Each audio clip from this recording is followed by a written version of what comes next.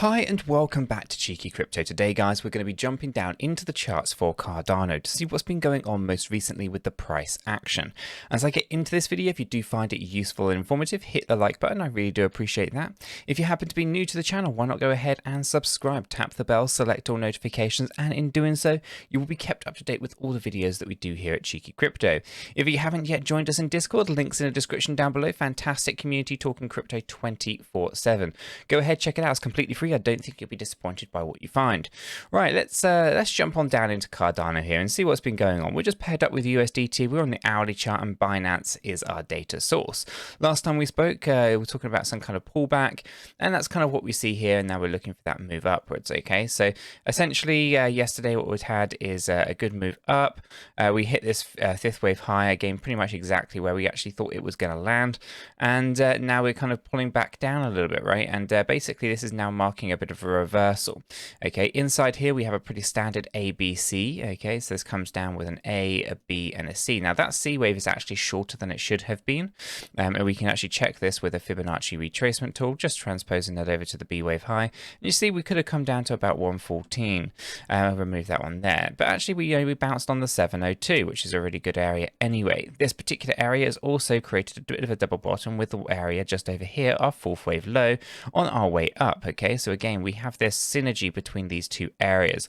So that's actually working out really, really well for Cardano. Now, this move up here is looking like it's some kind of wave one, where hopefully we'll see some kind of wave two before a surge up into wave 3, 4, and 5. So essentially, what we've got here is it's looking pretty much like a standard ABC at the moment. Nothing overly special at this point, right? Just ABC. But we are expecting it to move a little bit higher. And if I grab hold of my Fibonacci retracement tool again, and we just grab that from the top here of what is the A wave to the bottom of the B wave, you can see that we just come up to the 1-to-1 ratio about 120. We just wicked above there, and really we want to go to 122.1 to kind of make this a third impulsive move up. But it's not necessarily required at this point. This is ultimately just a final fifth wave in this entire cycle of everything that we've seen so far. And what we're looking for here is the last 5 waves of the fifth wave, as we've been just kind of like dissecting this down a little bit. Okay, so essentially what I've been looking at here is a wave 1, wave 2, a wave 3, a wave 4, correction here, and then we pull up into our final fifth wave. Now, essentially this is not a good structure within this final fifth wave, but we have got to hit our targets as well. Okay, so we kind of have met our requirements, I guess, essentially here within these 2 5 waves, but normally you would expect to see a 5 3 5 3 5. So I'm still expecting 5 waves to come and take us up, and our main target, our main objective is 126.7 cent, because that actually triggers our impulsive move on the daily time frame. I'll get into that in a moment.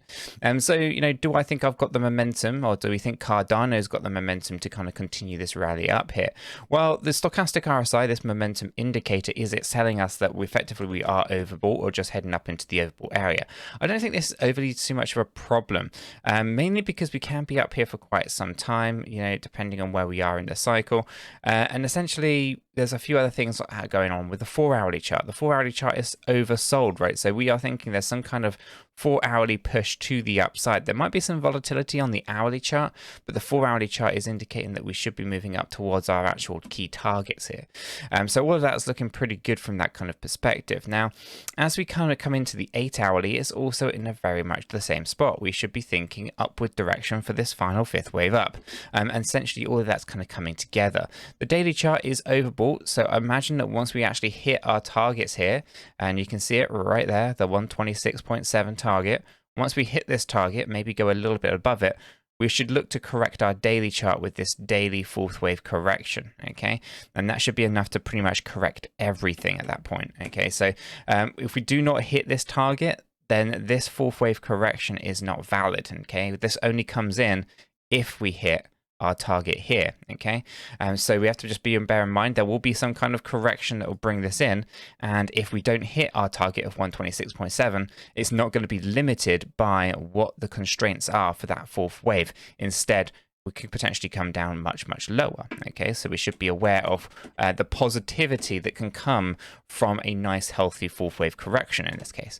Okay, after that, of course, we'd end up hitting our fifth wave high. Okay, and you know, provided, of course, that we've hit the target here, we've hit the target here, then we go after our fifth wave target. Okay, now once all of that is in, and if I zoom on out, what I hypothesize at this point, and we can prove it later, is that all of this, these 5 entire waves, are just a single wave 1 of our weekly chart, and then there will be some kind of deeper correction, and this is usually at least 50% on the weekly chart, and then we have another big surge upwards. Okay, so that's kind of what I'm looking at. Now, if I bring this up into our weekly chart, the reason for this, and the reason I think this, is obviously there's a very clear set of subwaves inside there, but also we are not overbought on the weekly yet, and there will have to be some kind of pretty decent correction that will have to happen in order to get us from overbought to oversold.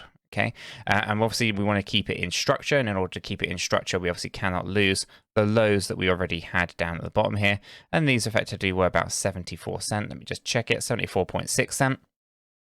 So essentially, that's what we want. We want to make sure that we come up into the overbought area when we hit our fifth wave high. Then we want to see a 50% drop. That will basically take our stochastic on this weekly chart down into the oversold area, where we then go ahead and have a third run up to the upside, where essentially, we go up into new all-time highs, taking us back up into the overbought area. We then have a fourth wave correction, taking us back to the oversold area, and a final fifth wave of this bull run, taking us up into the overbought area once again. All of that, and all of those moves on the weekly chart, are going to take months to play out. And of course, if we actually take a look at the monthly chart, that should actually rise our monthly stochastic RSI totally up to the overbought area, waiting for another major pullback. Okay, so essentially we're in a pretty good spot, right? Right now, we want to focus in on what's going on with our hourly chart. We are moving on up. There might be some volatility on this hourly chart as we wipe this stochastic RSI to the oversold area, as we correct the momentum. We throw the volumes on here. You can see right now that the volumes are not necessarily backing this move. Okay, which is why that stochastic RSI is so high on this hourly chart. So we want to see some kind of natural kind of pullback or some increase in volume and push this right back up again. But right now we should be thinking there's going to be some kind of volatility, small kind of correction, and then a massive swing upwards based on the 4-hour and the 8-hour stochastic RSIs. Once this hourly comes back down into this lower point, I think we're going to trigger a big third wave up. And essentially that's going to be really, really powerful to hit our target of 126.7 for Cardano. So yeah, essentially everything's working good on the 4-hour, the 8-hour, the daily. Once we have that fifth wave high, we should be done. Again, it's going to come in and around this area, I do believe, of 126.7.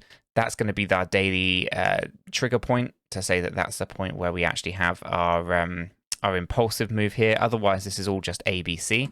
Okay, all of this is just an ABC move from the bottom here all the way to the top. So we need to hit this 126.7 to have that structure put in place, which will then feed into our weekly chart, which will feed into the monthly chart, and so forth. So yeah, we've got a couple of good things coming up, right? So we hit our target. We can obviously look forward to accumulation within wave 4, and then we look for that fifth wave high. Then, of course, expect 50% drop. Then look for a really significant run next after that, which will be absolutely phenomenal. It'll put most of this stuff to bed, and essentially should see us with new all-time highs for Cardano, in my opinion. Obviously that is months out, but it is something worth kind of noting in the macro picture of things. And of course, what we're doing here is just tracking the smaller movements so that we can trade if we want to, or accumulate when we want to, exactly as we kind of have our strategies laid out. So everything's looking good for Cardano. I will leave the video there. If you have found it useful and informative, hit the like button. I really do appreciate that. If you happen to be new to the channel, why not go ahead and subscribe, tap the bell, select all notifications, and in doing so, you will be kept up to date with everything that we do here at Cheeky Crypto. With all that said, done, and out of the way, I hope everyone has a fantastic day, and I'll catch you all in the next one.